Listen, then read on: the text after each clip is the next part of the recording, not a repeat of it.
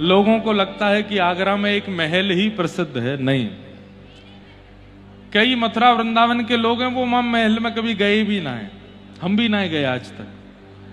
लेकिन आगरा की प्रसिद्धि स्वाद से है। यहाँ का स्वाद, यहाँ के व्यंजन बड़े अद्भुत हैं। लेकिन इन 4 दिनों में अनुभव हुआ कि व्यंजनों के साथ साथ, जिह्वा के स्वाद के साथ साथ मन का स्वाद भी अच्छा है आगरा के लोगों का। क्यों? मन को कौन प्रिय है? बोले नवनीत चौरम, साक्षात श्री कृष्ण मन को प्रिय है। आज यहां का कुछ ज्यादा आवाज आ रही है भैया, यहां ने सब लोगों से निवेदन कर दो। और हमारे संगीत वाले और श्रोता एक हो गए, पता ही ना चल रही कि संगीत वाले कहां है कि श्रोता कहां है। सब उनके आसपास ही बैठ गए। देख लियो भैया, तबला वबला कोई ले नहीं जावे। अद्भुत।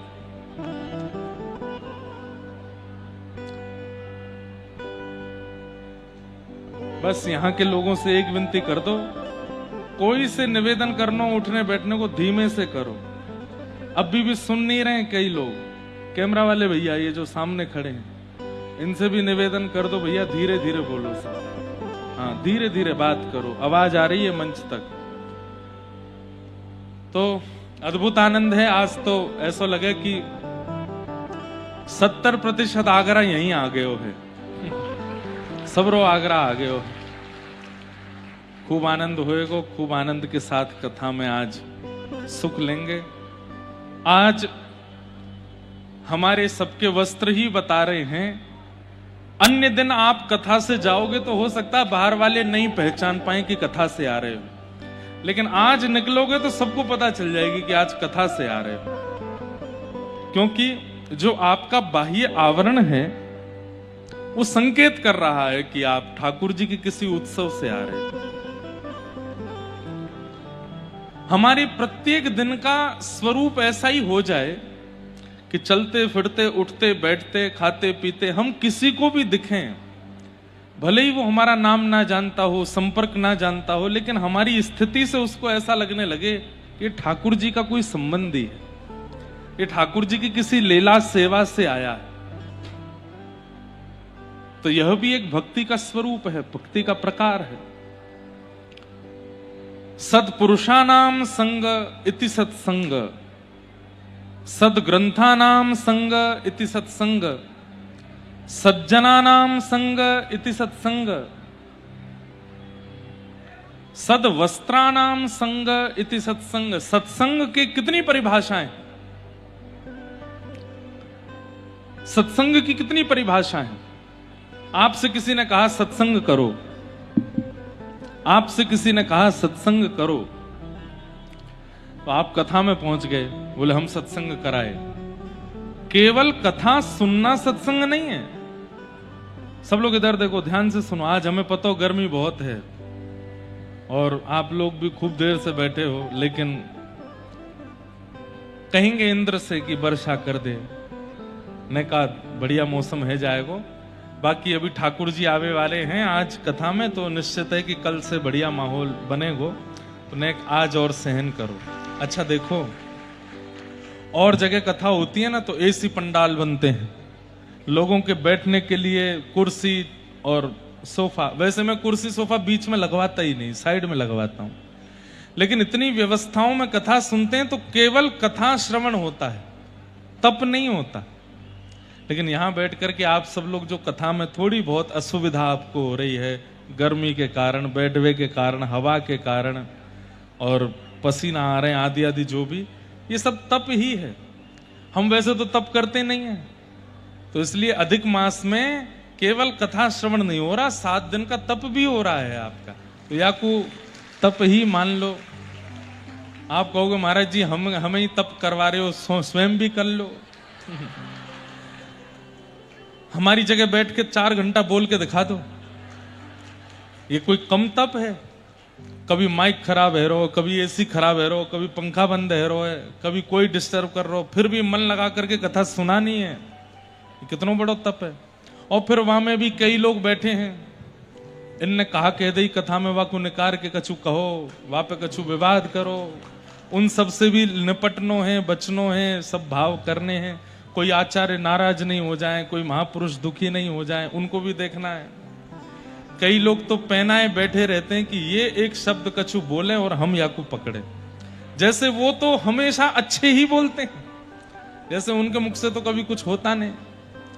तो ऐसे भी कई लोग हैं।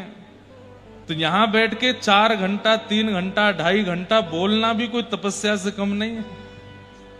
इसलिए ये तपस्या जैसी ही है जो आप लोग अभी अनुभव कर रहे हो, इसलिए आप लोग इसको थोड़ा सह लीजिए, ज्यादा विचलित मत होइएगा इस भाव से।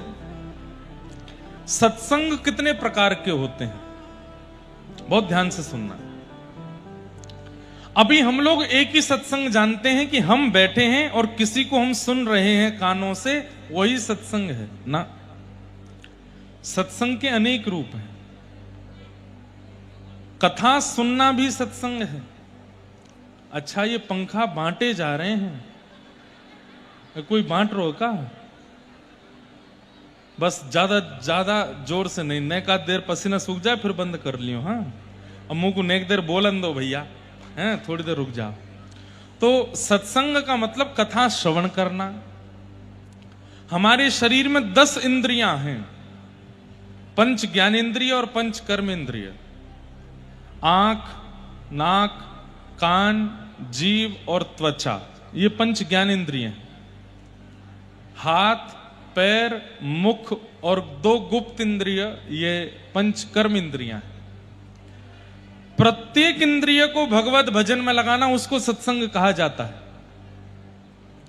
कानों से कथा सुनो, नेत्रों से दर्शन करो, जिह्वा से प्रसाद ग्रहण करो या कीर्तन गाओ, हाथों से करताल करो या फिर सेवा करो, चरणों से प्रदक्षिणा करो, सर्वांगीण अंग से साष्टांग दंडवत करो, ये सब सत्संग के अंतर्गत आता है।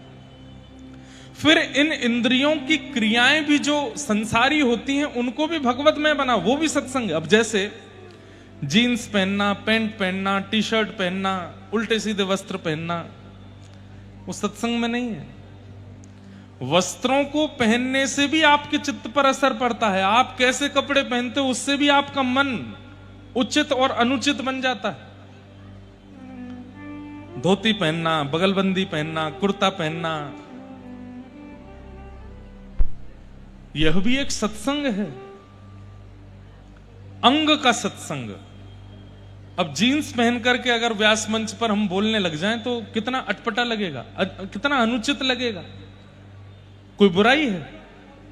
फटी हुई यहां से फाड़ दें, यहां से फाड़ फाड़ के उसको पहन के आ जाएं, यहां पे आके बोलने लगे, चेक की टी शर्ट पहन करके और यहां प्रवचन करें, कोई बुराई है उसमें?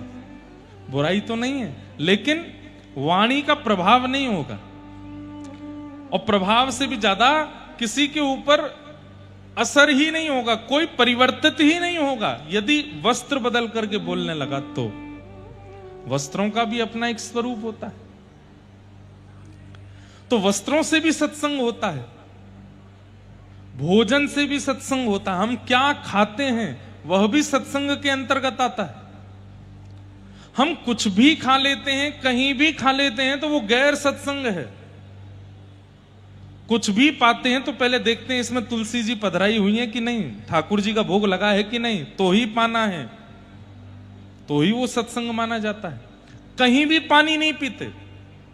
सब लोग इधर देखो, पंखा वाले विशेष रूप से इधर ही देखो, ध्यान से सुनो। देखो आप लोग पंखा करो, जो पीछे वाले बहुत ध्यान से सुन रहे हैं, इसलिए उनके लिए थोड़ा ध्यान से सुनना। हाँ,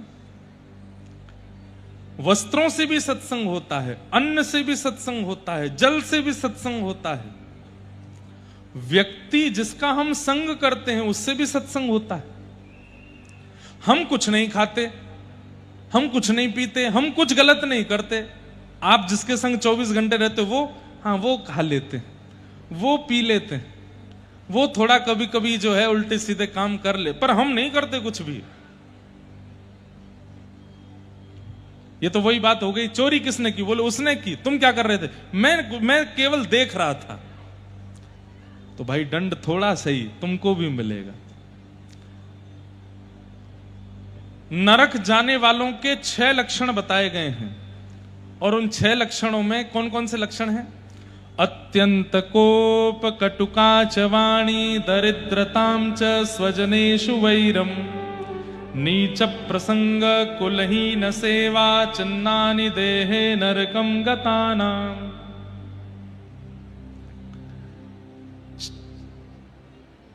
6 लक्षण। सबसे पहला अत्यंत कोप, भयंकर गुस्सा। एक दिन मैं इस पर चर्चा कर चुका हूं। भयंकर गुस्सा जिन लोगों को आता है, छोटी छोटी बात पर भी तबाही मचा देते हैं, ऐसे लोगों को नरक जाने से कोई नहीं रोक सकता। कटुकाच वाणी, कटुकाच वाणी मतलब इतने इतने भद्दे शब्द बोलते हैं कि क्या बताएं। बस शब्दों का चयन इतना गंदा कर रखा है कि किसी से सीधे बात भी करते हैं तो लगता है कि मार रहे हैं क्या। ऐसा व्यक्ति भी नरक जाएगा। कटुकाच वाणी, और उसमें भी विशेष रूप से ध्यान से सुनिएगा आगरा वाले और आसपास वाले, हम इसमें ब्रजवासियों को भी ले रहे हैं। गाली दे दे करके बोलना, हर बात पर गाली देना, हर बात पर अपशब्द बोलना। शास्त्र कहते हैं यत्र नार्यस्तु पूज्यन्ते, जहां नारी की पूजा होती है वहां देवता रमण करते हैं, और आप गालियां ही सारी माताएं बहनों की दे रहे हो। कितना अभद्रता है उसमें। नवरात्रि के दिन सुबह 4 बजे से देवी पूजा प्रारंभ कर देते हैं, लेकिन बोलते हैं मां बहन की गालियों से ही बोलते हैं। कितना गलत है। कभी किसी भाई बंधु की गाली नहीं होती है, सारी गालियां हमारी मातृशक्ति को ही दी जाती हैं। कितनी कितना बड़ा पाप है। इस प्रकार अभद्र शब्दों का प्रयोग करने वाले को नरक जाना पड़ता। कटुकाच वाणी, और आजकल एक नया ट्रेंड आया है। आजकल व्यक्ति बोलता नहीं है, लिख करके डाल देता है सोशल मीडिया पे। उसको लगता है बोला थोड़ी है मैंने। अरे मनसा वाचा कर्मणा, तीनों रूपों में पाप माना जाता है, वह भी पाप है। तो अत्यंत कोप, लिखते जाइए। कटुकाच वाणी, ये लक्षण जिनमें हैं वो सुधारने का प्रयास करो, या जिनको आप जानते हो उनमें ये लक्षण है तो उनको बस एक बात लिख के भेजना, भाई तुम्हारा जो है नरक में रिजर्वेशन कंफर्म हो गया है, क्योंकि तुम्हारे अंदर ये वाला गुण है। आज हम कथा में सुन के आए हैं। अत्यंत कोप, भयंकर गुस्सा, कटुकाच वाणी, गंदे शब्दों का प्रयोग करके बोलना। और कटुकाच वाणी में एक बात और आती है, कई लोग होते हैं वो गाली नहीं देते, लेकिन वो ऐसे तीखे बाण मारते हैं जैसे सब नाश कर दिया तुम्हारा भगवान ने। कल इंद्र ने बरस करके तुम्हारा पूरा विवाह चौपट कर दिया, सारी व्यवस्थाएं खत्म हो गई तुम्हारी। हम तो पहले ही कह रहे, इस प्रकार से जो व्यंग्यात्मक शब्दों में बात करते हैं, लगेगा कि हंस के बोल रहे हैं लेकिन सामने वाले को पीड़ा हो रही होती है उससे। ऐसे लोग भी नरक जाते हैं। अत्यंत कोप, कटुकाच वाणी, दरिद्रताम च। दरिद्र किसको कहते हैं? असंतोषी जो है, गाड़ी है, घर है, पत्नी है, बच्चे हैं, सब कुछ है, लेकिन फिर भी असंतुष्ट है। ऐसी पत्नी होती तो ज्यादा अच्छा होता, ऐसे बच्चे मेरे होते तो और बढ़िया होता, ऐसा घर मेरा होता तो और अच्छा रहता, ये वाली गाड़ी और मिल जाए। ये असंतुष्टि बनी हुई। अरे भाई तुम 3 समय रोटी खा रहे हो, तुम्हारी आज्ञाकारी पत्नी है, आज्ञाकारी बालक है, आज्ञाकारी पूरा परिवार है, फिर भी तुम असंतुष्ट हो। ऐसे असंतुष्ट दरिद्र लोग भी नरक जाते हैं। सब कुछ मिलने के बाद भी केवल शिकायतें ही करते रहते हैं, कभी शिकायतें खत्म नहीं होती भगवान से इनकी। ऐसे लोगों को भी नरक जाना पड़ता है। अत्यंत कोप, कटुकाच वाणी, दरिद्रताम च। और चौथा आता है स्वजनेषु वैरम। अपने ही माता पिता, अपने ही भाई बंधु, अपने ही शुभ चिंतकों को अपना दुश्मन मान करके उनसे दूरी कर लेना। ध्यान से सुनिए, हमेशा समझाते हैं आपको कि ऐसा नहीं करो, ये अच्छी बात नहीं है, ये अच्छा नहीं। शुभ चिंतकों को अपना दुश्मन मान करके उनसे दूरी बना लेना। स्वजनेषु वैरम, और उनसे बैर करने लग जाना। हमारे भारत का दुर्भाग्य है एक कि हमारे यहां पुलिस थानों में सबसे ज्यादा एफआईआर भाई भाई के द्वंद्वों की है। और कौन से भाई? कजन नहीं, चाचा ताऊ के बच्चों की तो है ही, सगे भाइयों की ज्यादातर लड़ाइयां चल रही हैं, एक दूसरे से बनती नहीं। स्वजनेषु वैरम। अब ये सारे विषय ऐसे हैं कि इन पर कभी विस्तार से चर्चा हो तो फिर करी जाए, लेकिन एक यदि झुक करके स्वीकार कर ले तो कभी भाइयों में द्वंद्व ना हो। मैं बहुत परिवारों में जाता हूं, बहुत घरों में जाता हूं, और जहां कहीं भी भाई भाई, सगे भाई बड़े प्रेम से मिलते हैं ना, एक ही घर में रहते हैं, एक ही बिल्डिंग में रहते हैं, एक ही चूल्हे पे भोजन करते हैं, तो मुझे इतना अच्छा लगता है कि बहुत अच्छा है कि आप लोग ऐसे ही बने रहो बस। नहीं तो आजकल दिखता नहीं है, भाई भाइयों में बैर चल रहा है। स्वजनेषु वैरम। अच्छा, अब ये प्रसंग मैंने कह तो दिया, लेकिन जिन भाइयों के बैर चल रहे होंगे ना, वो मन में क्या सोच रहे होंगे? महाराज जी आपको पता थोड़ी हमारे भाई कितना बुरा करता हमारे साथ। ये मन में चल रहा होगा। हम आपको बताएंगे तो आप भी कहोगे अलग ही रहना ठीक है। भैया देखो, बात केवल मान की होती है। कई बार बड़े को लगता है छोटे ने सम्मान नहीं किया, कई बार छोटे को लगता है कि मुझे छोटा समझ करके पीछे छोड़ दिया जाता है। थोड़ी सी सिमेट्री बैठा ली जाए, थोड़ा झुक लिया जाए, कभी कभी ईगो को छोड़ करके ये सोच लिया जाए कि मेरा रक्त रूपी भाई है, तो कभी ये ना हो, नहीं तो ये चलता रहता है। लेकिन इस प्रकार स्वजनेषु वैरम, अपनों से ही बैर करने वाले व्यक्ति को भी नरक जाना पड़ता है।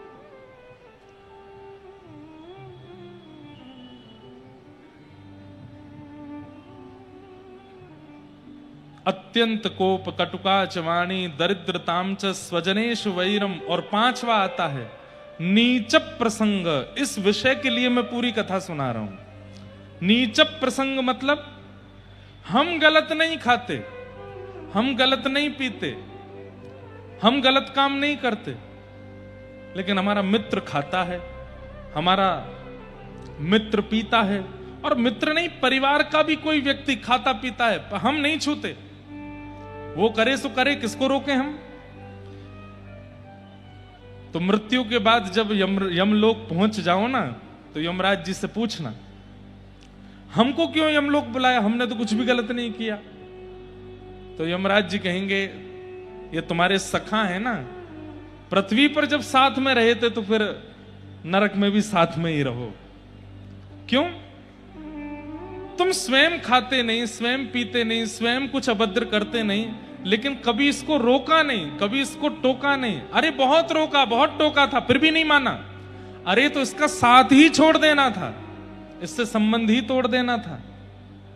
वो भी करने का प्रयास किया, तो फिर क्यों दोबारा लौट के आए? बोले अपना है ना इसलिए आ गए, इसलिए ही नरक में आए हो। स्वजनेषु वैरम। सूरदास जी कहते हैं तजोरे मन हरि विमुखन को संग। गाओ तजोरे मन। जय हो। तजोरे मन हरि विमुखन को संग। तजोरे मन हरि विमुखन को संग। जाके संग कुमति उपजत है, जाके संग कुमति उपजत है। पड़त भजन में भंग हो, पड़त भजन में भंग। तजोरे मन हरि विमुखन को संग। तजोरे मन हरि विमुखन को संग। समझ में आई बात? किस किस का संग छोड़ना है? ध्यान से सुनो। हरि विमुखन को संग, जो कथा से विमुख हैं, वृंदावन से विमुख हैं, यमुना जी से विमुख हैं, आचार्यों से विमुख हैं, महापुरुषों से विमुख हैं, हरिजनों से विमुख हैं। जैसे ही बात करते हो कथा की तो मुंह फुला के बैठ जाए, कथा वथा की बात मत क्या करो। ऐसे लोगों का संग तुरंत छोड़ दो। हरि विमुखन को संग। और दूसरा, जाके संग कुमति उपजत है, जिसके साथ रहने से आप गलत करते नहीं हो पर मन में आ जाता है, करके देखूं कैसा लगेगा, अरे नहीं नहीं मैं नहीं कर रहा। घर वाले मना करते हैं, शास्त्र मना करते हैं, पर ये करता है तो मन तो करता है करने का, पर नहीं नहीं मैं नहीं करूंगा। मन में भी यदि कुसंग आता है, ऐसे व्यक्ति का संग छोड़ दीजिए, नहीं तो एक दिन बर्बाद कर देगा आपको। और पड़त भजन में भंग, भजन में, सेवा में, कथा में, नियम में, रस में जिसके कारण भंग पड़ता हो, जिसके कारण रुकावट आती हो, उसका त्याग कर दो। तजोरे मन हरि विमुखन को संग, तजोरे मन हरि विमुखन को संग। भागवत 4 शब्द हैं, यहां 4 भाव हैं जो आप स्वीकार कर सकते हो। भा से भक्ति, ग से ज्ञान, व से वैराग्य और त से त्याग। पहला, भक्ति तो जीवन में आनी, आप भक्त हो तभी कथा में बैठे हो, तो भा शब्द तो सार्थक हो गया। दूसरा, ग यानी कि ज्ञान, ज्ञान आप ले ही रहे हो। तीसरा, व यानी कि वैराग्य, वैराग्य हमसे नहीं बनेगा, थोड़ा थोड़ा प्रयास करते हैं लेकिन वैराग्य हमसे नहीं बनेगा। तो त यानी कि त्याग तो आपको करना ही है, लेकिन किसका? हरि विमुखों का। तजोरे मन हरि विमुखन। इस कथा के बाद संकल्प ले लीजिए, जाइए उन मित्रों के पास, जाइए उन रिश्तेदारों के पास जो गलत खाते हैं, गलत पीते हैं, गलत जगह जाते हैं, गलत गलत काम करते हैं, और स्पष्ट शब्दों में कह दीजिए, भाई अगर तुम ऐसा कर रहे हो तो कल से हमारी तुम्हारी रामशाम बंद, हम नहीं रहेंगे आपके साथ। आप यदि हमारा संग चाहते हैं तो आपको यह विषय छोड़ना पड़ेगा, नहीं तो हम आपका संग नहीं करेंगे। और एक बात सुनिए, कई लोग स्वार्थी हैं, स्वार्थ के कारण संग करते हैं, भले ही वो गलत काम करता है, लेकिन वो अगर हमारे संग नहीं रहेगा तो हमारा बहुत बड़ा लॉस हो जाएगा। अरे ठाकुर जी के लिए एक व्यक्ति का त्याग करके तो देखिए, और ऐसे का त्याग जो दूषित है। रावण का त्याग किया विभीषण ने, प्रभु श्री राम ने लंका का राजा बना दिया। पिता का त्याग किया प्रहलाद जी ने, खंभ भेदन करके भगवान नृसिंह प्रकट हो गए। त्याग करो तो सही, उनका त्याग करो जो हरि विमुख है।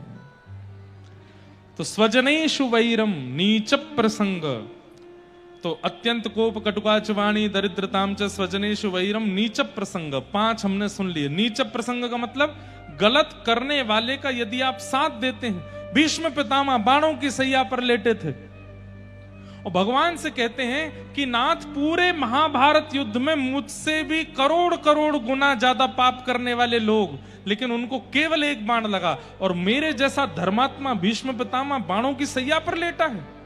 क्यों? ठाकुर जी कहते हैं वे सब पापी थे, लेकिन उनके साथ में तुम धर्मात्मा बैठे थे और फिर भी उनको धर्मात्मा नहीं बना पाए, इसलिए तुमको इतने बाण लगे। या तो उठ करके चले जाओ ऐसी सभा से जो सभा आपके लायक नहीं है, अगर बैठे हो तो सबको अपने जैसा बनाने का प्रयास करो, सबको सुधारने का प्रयास करो। और अंतिम लक्षण नरक जाने वाले का क्या है? कुलहीन सेवा। कुलहीन सेवा मतलब अपनी मां से अभद्रता करने वाला, पिता से अभद्रता करने वाला, पत्नी के ऊपर हाथ उठाने वाले का यदि आप साथ देते हो, उसका संग करते हो, तो भी आपको नरक में जाना पड़ेगा। ये 6 लक्षण नरक जाने वालों के हैं। यदि यहां बैठे किसी व्यक्ति में है तो अब भी समय है, सुधार लीजिए। और या आपके किसी संबंधी में है, उसको जाकर के समझा दीजिए, और नहीं माने तो उसका साथ छोड़ दीजिए, नहीं तो हम तो डूबेंगे सनम, तुमको भी ले डूबेंगे। वो खुद तो जाएगा ही जाएगा, आपको और लेके जाएगा। इसलिए भैया तजोरे मन हरि विमुखन को संग, तजोरे मन हरि विमुखन को संग। आज आगरा की अद्भुत स्थान श्री प्रेम निधि मंदिर के पूज्य महाराज जी आए हैं, ठाकुर श्री गोविंद जी महाराज, जहां ठाकुर जी स्वयं श्री प्रेम निधि जी के लिए मसाल लेकर के चले। ऐसे आगरा के श्री ठाकुर जी के मंदिर से पधारे हैं गोस्वामी श्री हरि मोहन मिश्र जी, गोस्वामी श्री सुनीत कुमार मिश्र जी। आपके आगमन से खूब प्रसन्नता है, आपको बारंबार प्रणाम।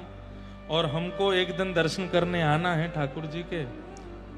बरसाना में लाल जी के ब्याहुला में आपको वचन दिया था कि जब आगरा में कथा होगी तो श्री प्रेम निधि मंदिर में मैं दर्शन करने आऊंगा। तो एक दिन मैं जरूर जाऊंगा और वहां दर्शन करके आऊंगा।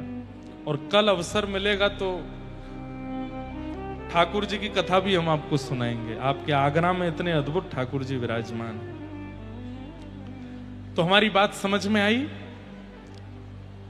सत्संग केवल कथा सुनने को नहीं कहते। कैसे वस्त्र पहनते हो, कैसा भोजन करते हो, कैसा जल पीते हो, कैसे व्यक्ति का संग करते हो, ये सब सत्संग के अंतर्गत आता है। कथा तो सुनते हैं, लेकिन कथा सुनने के बाद में रात के सारे कार्यक्रम फिक्स हैं। कहां पीने जाना है, कहां खाने जाना है, और कल फिर से कथा में आना है। तो ये नियम अच्छे नहीं है। खाने पीने से आप लोग समझ गए होंगे हम कहां संकेत करना चाह रहे हैं। अच्छा, एक बात मैं कथा में कहा करता हूं,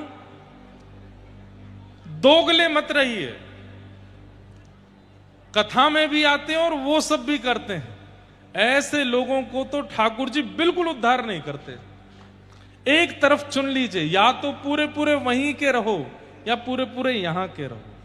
एक तरफ चुन लीजिए। ये दोनों तरफ पैर रख करके मत बैठिए कि जब अवसर मिला तो वहां भी चले गए, जब अवसर हुआ तो यहां भी आ गए, जब योग्यता बनी तो इधर के भी चस्के ले लिए, और जब मन किया तो उधर जाकर के भी ऊधम मचा लिए। नहीं, ये दोगलापन ठाकुर जी को बिल्कुल प्रिय नहीं है।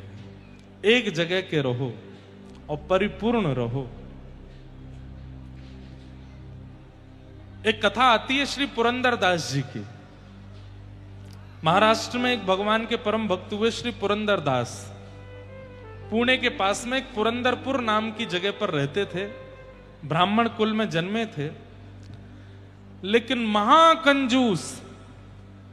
अच्छा, कंजूस किसको कहते हैं बताओ? कंजूस जानते हैं किसको कहते हैं?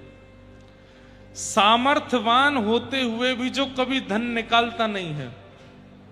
सामर्थ्य नहीं है फिर नहीं निकालता, वो कंजूस नहीं है। सामर्थ्य होते हुए भी नहीं निकालता, उसको कंजूस कहते हैं। तो पुरंदरदास एक सरस्वती बाई नाम की कन्या से उनका ब्याह हुआ। बहुत ध्यान से सुनना। ऐसा नहीं है कि ठाकुर जी भक्तों को ही मिलते हैं, कई बार महासंसारी को भी ठाकुर जी मिलते हैं। रहो एक तरफ, ये दोनों तरफ रहने वाले को ठाकुर जी कभी नहीं मिलते। सब लोग इधर देखो, ध्यान से सुनो। आप सबको आवाज आ रही है हमारी? ध्यान से सुनो। तो पुरंदरदास, एक बार की बात थी कि इनका ब्याह हुआ सरस्वती बाई। इतने कंजूस थे कि इनको ब्याह में एक ही जगह इनकी नजर टिकी हुई थी कि मेरी पत्नी ने कितने गहने पहने। और फेरे लेते लेते भी बोल रहे हैं, सुनो ध्यान से, कोई तुम्हारा पायल उतर ना जाए, कंगन उतर ना जाए। और सुनो, कल विदाई के बाद घर पहुंचते ही सब मुझे दे देना, मैं रख लूंगा तिजोरी में संभाल के, कहीं इधर उधर हो गया तो। बेचारी सरस्वती बाई बोल ठीक है। विदाई होकर के जब घर आए तो घर पे आते ही ना भोजन, ना पानी, ना जल, कुछ नहीं। सीधे चलो लाओ, सब सामग्री उतार दो, ये नाक वाला भी उतार दो, कान वाला भी उतार दो, सिर वाला सब उतार के दे दो। पत्नी ने सब उतार दिए, हाथ के कंगन वंगन सब उतरवा दिए, उनके पैर की पाजे वाजे कुछ नहीं पहनने दिया। सरस्वती बाई बोली, माता पिता बड़े लोग कहते हैं कि सूना नहीं रहना चाहिए सौभाग्यवती नारी को, अशुभ होता है। अरे देवी, तुम जानती नहीं हो कितने चोर चकटे घूमते रहते हैं, कोई ले गया तो निकाल के फिर क्या करोगी? बोले एक नाक की बाली तो रहने दीजिए, ये नाक का कांटा तो रहने दीजिए, बाकी सब ले लीजिए। बोले हाँ ठीक है, एक काम करो, एक पहन के रखो, बाकी सब दे दो। सब उतरवा करके रख लिया। कोरी घूमती हैं उनकी पत्नी, एक चीज नहीं पहनने देते, पता नहीं इधर उधर कर दिया, मेरे साले का कहीं मना गया, कहीं रात में आके बहन के कंगन उतार के ले गया, तो ऐसी सोच। कंजूसाई केवल क्रिया में नहीं होती, कई लोगों की बुद्धि में भी कंजूसाई होती है। वो यही सोचते रहते हैं, इसने निकाल लिए होंगे, इसने ले लिए होंगे, यहां से वहां चले गए, इतना ज्यादा ये नहीं होना चाहिए। तो पुरंदरदास महाकंजूस, लेकिन उनकी पत्नी सरस्वती बाई परम भक्ता थी। वो बस यही सोचती रहती थी कि कभी इनकी बुद्धि सुधरेगी, कभी हम भी दान पुण्य करेंगे, हम भी कभी ब्राह्मणों को घर बुलाएंगे, कभी कथा कराएंगे, आदि आदि सब करेंगे। लेकिन कभी हुआ नहीं, सालों निकल गए कथा को, विवाह को। पुरंदरदास की स्थिति ऐसी कि होली दिवाली पर पत्नी कहती कि मुझे मायके जाना है, तो स्वयं नहीं जाते, साले को बुलवाते, तुम लेके जाओ, नहीं तो मेरा खर्चा हो जाएगा इसको लेके जाने आने। इतने कंजूस।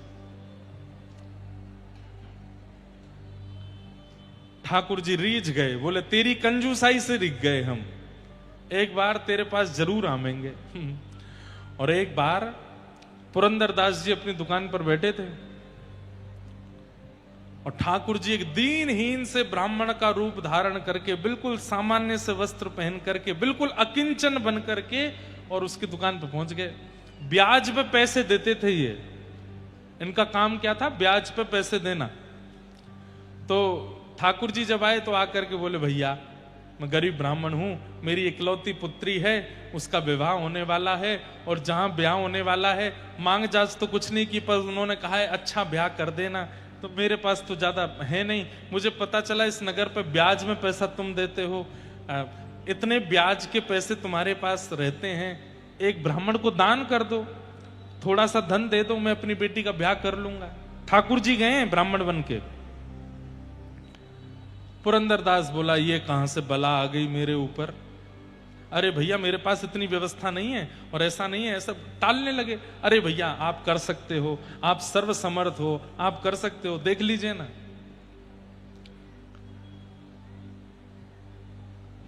नहीं माने। अंत में पुरंदरदास जी बोले, भैया देखो ऐसे नहीं दूंगा मैं, तुम पीछे पड़ रहे हो, एक काम करो। बोले क्या?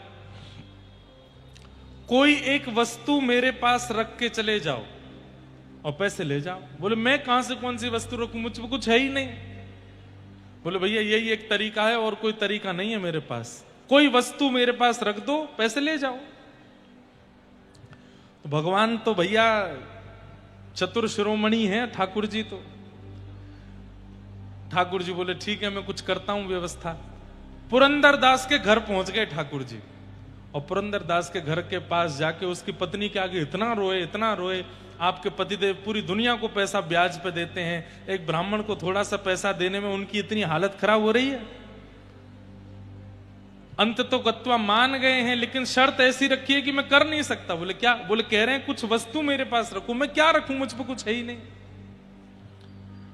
पत्नी बोली मैं क्या बताऊं, मैं तो इतने वर्ष हो गए शादी के, आज तक बदले ही नहीं वो। तो भगवान भी ऐसे अद्भुत, देवी अब तुम ही मेरी रक्षा करो, मैं अपनी बेटी का ब्याह कैसे करूंगा, किस मुंह से घर जाऊंगा बिना पैसे लिए, मैं कैसे करूं, मैं कैसे उनको समझाऊं। ठाकुर जी बोले अब मेरे पे और कोई रास्ता नहीं है, अब एक ही रास्ता है। बोले क्या?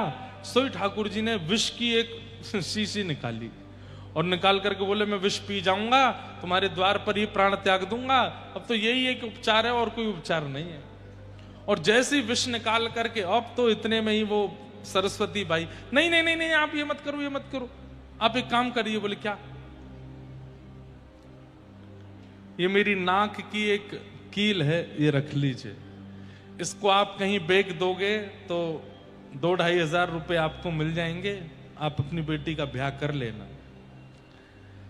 पुरंदरदास, वो ब्राह्मण जो बन के भगवान गए थे, वो सोने की कील लेकर के बड़े खुश, अरे बिटिया मुझ पे कभी अवसर मिलेगा मैं वापस करने आऊंगा। बोले कोई बात नहीं, आप तो जब वापस करने आएंगे तब तक शायद मैं जीवित ना बचूं, क्योंकि रात को आते ही पतिदेव इसको ही देखते हैं, वो इतने कंजूस हैं, उसको भी रोज देखते हैं कि ये है कि नहीं, और रात में जब नहीं दिखेगी तो वो तो मेरे प्राण हरण कर ही लेंगे, आप ले जाइए अपनी पुत्री का ब्याह अच्छे से करना। लेकिन ठाकुर जी भी बड़े चतुर, वो कील लेके ही गए पुरंदरदास के पास। बोले एक वस्तु है, मैं गिरवी रखने को तैयार हूं। पुरंदरदास बोले दिखाओ। जैसे ही हाथ में वो कील रखी, ये तो मैंने देखी है कहीं। बोले अब तुमने कहां देखी मुझे नहीं पता, पर मेरे पास यही वस्तु। तुम कहां से लाए? बोले मैं कहीं से भी लाया हूं, तुमको वस्तु रखने से मतलब है, मुझे पैसा दो। पुरंदरदास ने उस कील को रखा अंदर, चाबी से तिजोरी बंद की, कुछ रुपया निकाल करके भगवान को दे दिए। बोले अब चलो दुकान बंद करो, मैं अब घर पहुंचता हूं। अपनी पत्नी बड़ी दानवीर बनती है, उसको बताता हूं। दुकान में एक बालक काम करता था, वो दौड़ के गया सरस्वती बाई से जाके बोला भाभी मां आज बचो आप। बोले क्यों? बोले आपने किसी को नाक की कील दी थी? बोले हाँ, एक दीन हिंसा ब्राह्मण है, उसने जाके वो सेठ जी को दे दी है, और वहीं जाके गिरवी रखवाई। अब सेठ जी आ रहे हैं, पुरंदरदास आ रहे हैं। अब तो वो विठोबा विठल भगवान का एक चित्र लगा था घर में, रोने लगे। बोले मेरे पति आज मेरे प्राण हरण कर लेंगे, हे नाथ मेरी रक्षा करो, मैं उनके हाथों मरूं उससे अच्छा यह है कि मैं स्वयं अपने प्राण त्याग देती हूं। पर नाथ मैंने कुछ गलत नहीं किया, मैंने तो एक ब्राह्मण की सेवा की। और एक विष का पात्र लेकर के वो पत्नी खड़ी हो गई। बोले नाथ बस मैं अब इसको पान करके अपने प्राण त्याग दूंगी, क्योंकि उनकी खड़ी खोटी भाषा और वो जो व्यवहार करेंगे वो मैं सहन नहीं कर पाऊंगी। मैंने तो एक ब्राह्मण की बालिका के विवाह के लिए सत्कर्म किया, लेकिन सब गलत हो गया। इतने में ही पुरंदरदास आ गए, सरस्वती बाई, और जैसे सरस्वती बाई ने पीछे देखा, खन्न से एक आवाज हुई, जो कि पुरंदरदास ने भी सुनी और सरस्वती बाई ने भी सुनी। वो आवाज कहां से हुई?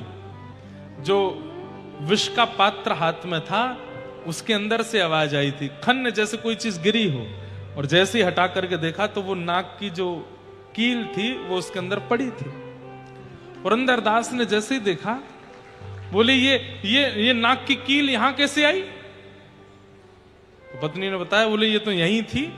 वो नहीं, मैं अपनी दुकान में रख के आया हूं, यहां कैसे आई? पत्नी का हाथ पकड़ के फिर दुकान में लेके गए, तिजोरी खोल करके देखी तो कील वहां नहीं थी। कैसे हो सकता है? तो पत्नी ने पूरा वृत्तांत बताया, और वृत्तांत बता के कहा मैं तो प्राण त्याग रही थी ठाकुर जी के आगे बैठ करके, उन्होंने ही रक्षा की। दोनों के नेत्र एक साथ बंद हुए, और वो जो दीनहीन सा ब्राह्मण कभी दुकान पे कभी घर पे जो भ्रमण कर रहा था, उसी के रूप में साक्षात पंढरीनाथ के दर्शन होने लगे, साक्षात विठोबा के दर्शन होने लगे। पुरंदरदास घुटनों पर बैठ गया, इतना रोया कि मैंने अपने ठाकुर जी को दुकान पे खड़ा रखा। वो याचना कर रहे थे कि धन दे दो, और मैं उनसे मना करता रहा। मैंने अपने ठाकुर को इतना कष्ट दिया। अरे क्या कर लिया इतनी संपत्ति बचा के, सोना बचा करके। उसी समय सब कुछ विक्रय करके उससे जो भी धन आया, दोनों पति पत्नी पंढरपुर चले गए, और फिर आजीवन पंढरपुर में ही रहे, ठाकुर जी की सन्निधि में रहे कि नाथ आपको मैंने अपनी दुकान पर खड़ा रखा, अब जीवन पर्यंत आपके दरबार पर खड़ा रहूंगा, मैं द्वार पर खड़ा रहूंगा। ये कथा मैंने क्यों सुनाई? कई बार ठाकुर जी एक तरफा व्यक्ति को ही मिल जाते हैं। अरे तू पूरे संसार का है, पूरा संसार का ही बना रहे, क्या पता रीझ गए ठाकुर जी आ जाएं तेरे पास। और पुरंदरदास के पास जाकर के भक्त बना करके उसको पूर्ण रूपेण इस तरफ ले लिया। ये बीच वाले ठाकुर जी को प्रिय नहीं, जो उधर भी हैं इधर भी हैं, बीच वाले नहीं, या तो इधर ही रहो या उधर ही रहो। बीच का भाव ठाकुर जी को प्रिय नहीं, ऐसी भावना।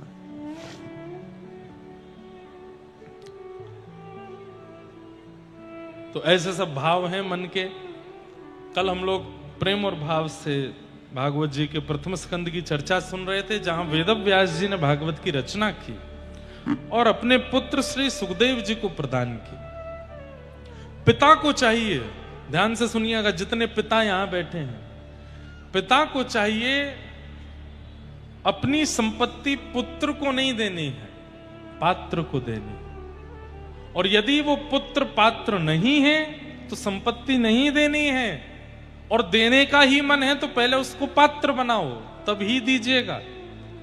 क्योंकि पुत्र तो हो रहे हैं आज घरों में, लेकिन पात्र नहीं है, योग्य नहीं है, श्रेष्ठ नहीं है।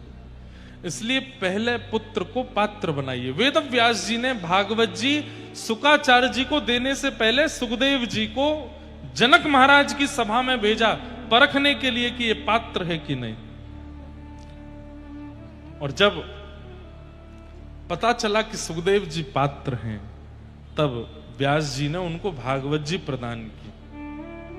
और वही भागवत जी श्री सुखदेव जी ने परीक्षित को सुनाई। यदा ब्रधे कौरव संजयाना वीर स्वथो वीर गतिम गतेषु व्रकोदरा विग्ध गदा विमर्श भ्रगनो रुदंडे धृतराष्ट्र पुत्रे। परीक्षित को 7 दिन में मरने का श्राप क्यों लगा? सौनकादि ऋषियों ने यह प्रश्न किया और सूत जी महाराज पूरे प्रसंग सुनाते हैं। महाभारत की छोटी सी कथा है। अंतिम युद्ध चल रहा था, पांडवों की विजय हो गई। पांडवों ने कौरवों को हरा करके विजय प्राप्त की, तो कौरवों की तरफ से गुरुपुत्र अश्वत्थामा ने सोते हुए पांडवों को मारने का प्रयास किया, लेकिन पांडवों की जगह द्रौपदी के 5 पुत्रों को मार दिया। अगले दिन अर्जुन ने अश्वत्थामा को पकड़ करके द्रौपदी के सन्मुख किया। द्रौपदी ने उसको क्षमा दान दिया। भगवान बड़े प्रसन्न हो गए। बंधुओं, क्षमा बड़ेन को चाहिए, छोटेन को उत्पात। छोटे तो उत्पात ही करते हैं, बड़ों को चाहिए कि उनको क्षमा किया करें, पर बार बार नहीं, ज्यादा से ज्यादा 2 बार, और तीसरी बार भी वही अपराध करे तो फिर उसको थोड़ा बहुत जो है उसकी सिकाई करनी चाहिए, ऐसा नियम है। लेकिन क्षमा करना चाहिए, क्षमाशीलता। बंधुओं, क्षमा बलिदान है। हर कोई क्षमा नहीं कर पाता। देख लूंगा, तुझे तो देखूंगा मैं, तूने मेरे संग ऐसा किया, तू आइयो बेटा तेरे को बताऊंगा मैं। हम लोगों का स्वभाव व्यवहार ऐसा बन जाता है। बदला लेने की भावना बनी रहती है 24 घंटे। देख लूंगा करते करते प्राण चले जाते हैं। यमराज जी देख लेते हैं हमको फिर एक दिन। क्या करना है? ये संसार में प्रतिस्पर्धा करके, एक दूसरे से बैर करके, पैज करके, अरे कहां तक है, कथाओं में भी पैज होने लगा है। उन्होंने कथा कराई, इनसे 21 करा के दिखाऊंगा मैं। ऐसे ऐसे भी लोग होने लग गए हैं। गलत है। इसके लिए संसार में आए हम। इसको नीचे दबाना है, इससे ऊपर उठना है, इससे ये करना है, इससे बदला लेना है, इसने ऐसा किया इसके संग ऐसा करना है। नहीं, बहुत कम दिन है हमारे पास।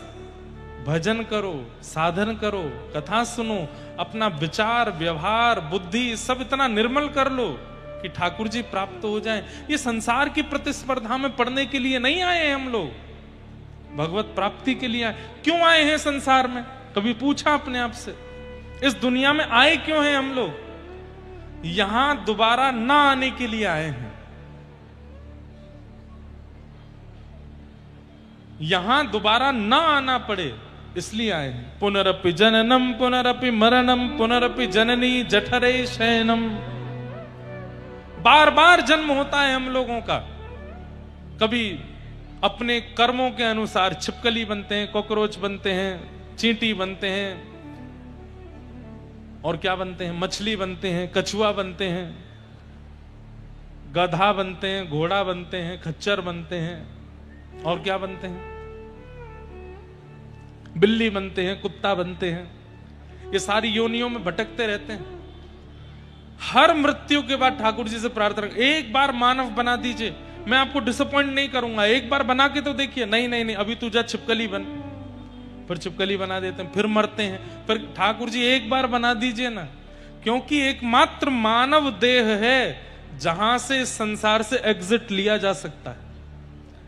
ये मानव देह ही है जहां से एग्जिट और हमेशा के लिए इन दोनों हो सकते हैं।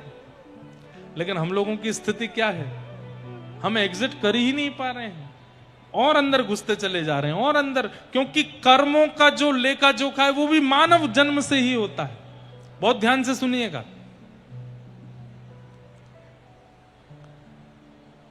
मानव देह नृदेह माध्यम सुलभम सुदुर्लभम प्लवम सुकल्पम गुरु कर्णधारम मयानुकूलेन नभस्वतेरितम पुमान् भवाब्धिं न तरेत् स आत्मा। इस दुनिया में सबसे मुश्किल क्या है, भगवान श्री कृष्ण स्वयं उद्धव को बता रहे हैं। इस दुनिया में सबसे मुश्किल है मानव बन करके आना। जो मैं और आप हम सब बन के बैठे, ये सबसे मुश्किल है। तो मानव बन के आए तो क्या करें, बोले एग्जिट ढूंढो, निकलना कैसे है इस संसार से। इससे पहले ना जाने कौन सी मैया के गर्भ में आए थे, उससे पहले और जाने कौन सी मैया के गर्भ में आए थे। चलो इस बार तो एक मानव माँ के गर्भ में थे, वो ध्यान भी रखती है, अच्छा खाती है, अच्छा पीती है, हमारा सब ध्यान रखती है। जानवरों के कोख में जब हम लोग रहते हैं वो तो विचार भी नहीं करते। कई जानवर तो ऐसे हैं वो जन्म लेते ही बालकों को ही खा जाते हैं। इस संसार में दोबारा नहीं आना, यही एक एग्जिट का तरीका है। ये मानव जन्म मिला है, मानव देह मिला है।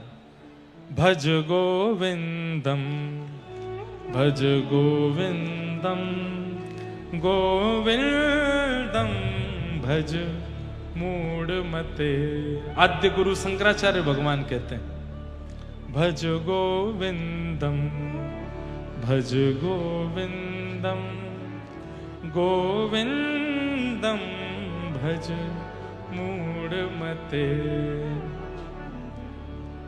कृष्ण नाम जपो, हरि नाम जपो, भगवान नाम जपो, निकल लो इस संसार से, दोबारा आना ना पड़े यहां पर। लेकिन यहां से निकलने की तो योजना हम बना नहीं रहे, यहां पे और फंस जाते हैं। क्या होता है, मृत्यु के बाद चित्रकेतु आते हैं, भगवान ब्रह्मा के पीए, पर्सनल असिस्टेंट चित्रकेतु। और चित्रकेतु आकर के हमारे पूरे जीवन का लेखा जोखा बताते हैं। इसके साथ बुरा किया, इसके साथ अच्छा किया, यहां पर इतना खाया, यहां पर इतना गवाया, ऐसा ऐसा किया, इसके साथ छल, इसके साथ कपट, इसके साथ इतना बुरे काम किए। मुक्ति तो नहीं मिलेगी तुमको, अब क्या मिलेगा, बोले फिर से जन्म लेना पड़ेगा। कहां जन्म होगा, बोले पूर्व के कर्मानुसार अब तुमको सर्प बनना पड़ेगा, जाओ सांप बनो। और जैसे ही आप किसी मानव के अलावा किसी अन्य योनि में जाते हैं तो 84 लाख में घूमना ही पड़ता है, फिर मानव देह मिलता है। कितना मुश्किल है मानव देह प्राप्त करना।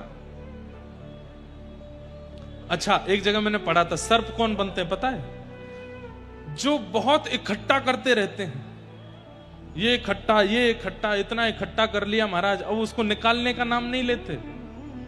तो भगवान फिर अगले जन्म में उनको सर्प बना देते हैं, जाओ कुंडली मार के बैठे ही रहो इकट्ठा करके। सर्प अधिकतर कहां मिलेंगे, तय खानों में है, तिजोरियों में है, सोने चांदी के। आपने सुना होगा वृंदावन के उस मंदिर में अंदर तय खाना, वहां पर सर्प बैठे इसलिए द्वार नहीं खुलते।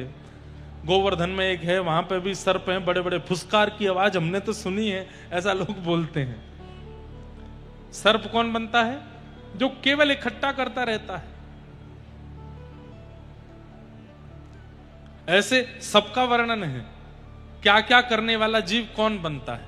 लेकिन चिंता की बात यह है कि अगर मानव देह के बाद दोबारा यदि उस योनि में गए तो 84 लाख पूरी करनी पड़ेगी, तब जाकर के मानव बन पाओगे। इसलिए ये इसको अंतिम मानिए जो मिल गया है, ये दोबारा नहीं होना चाहिए। कहीं दोबारा जन्म लेना पड़ गया तो बहुत दिक्कत है भैया। इसलिए अभी सब अच्छा है, कथा भी सुन रहे हो, ब्रजमंडल के पास में हो, यमुना जी के तट पर हो, निकल लीजिए यहां से। मत करिए ऐसे ज्यादा इकट्ठे अपने कारनामे कि दोबारा आना पड़े इस संसार में। हम लोग हिसाब बराबर करने आए हैं, लेकिन पूर्व का हिसाब बराबर होता नहीं है। इस जन्म के और ज्यादा उधारी हमारी हो जाती है, जिसके कारण दोबारा जन्म लेना पड़ता है। आप कहोगे महाराज जी हिसाब बराबर कैसे होता है? केवल नाम जप से। जितना नाम जप करते जाओगे करते जाओगे करते जाओगे, पूर्व के कर्म बंधन कटते जाएंगे।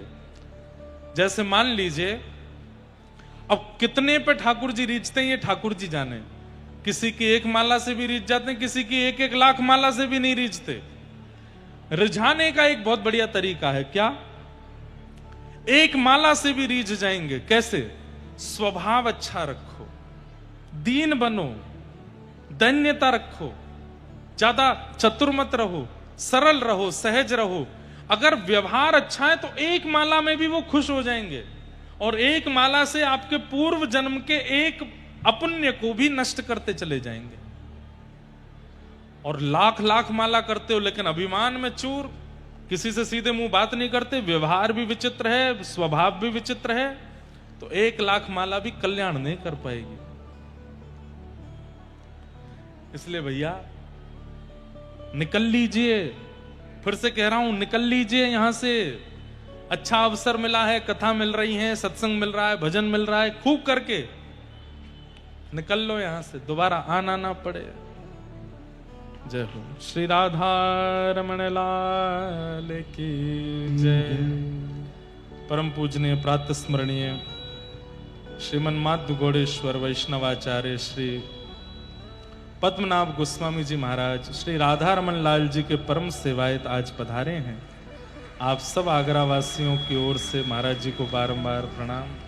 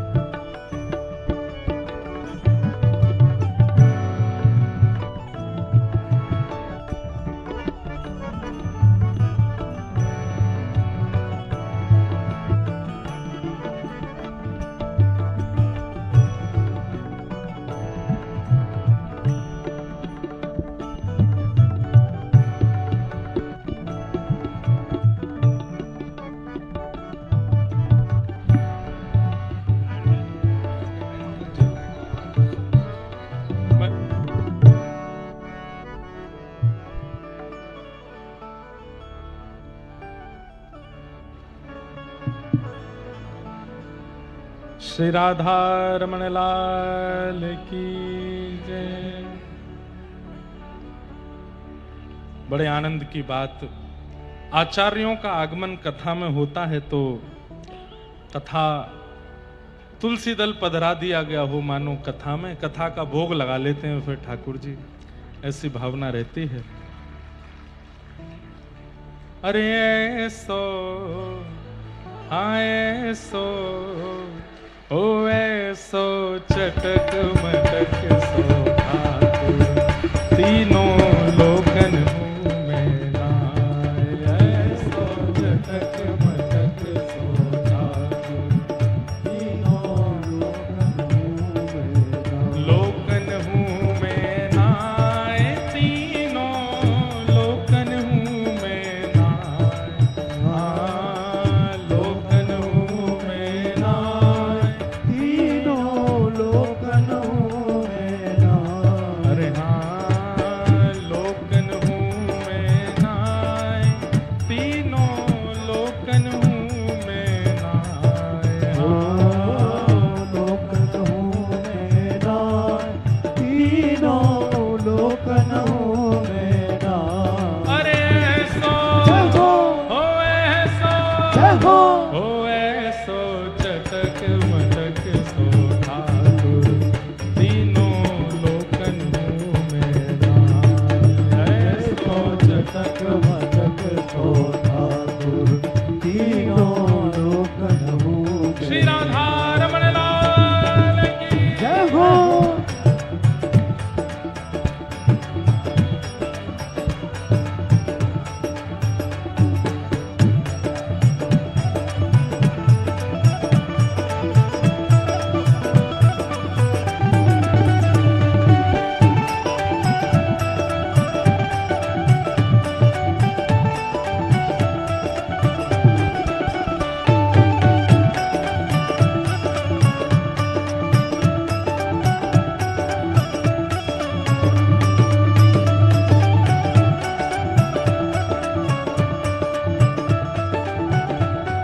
कैसे हैं ठाकुर जी? ओ तीन थोड़ ते टेढ़ो दिखे, तीन थोड़ ते टेढ़ो दिखे, तीन थोड़ ते टेढ़ो दिखे। तीन ठोर से टेढ़ो दिखे।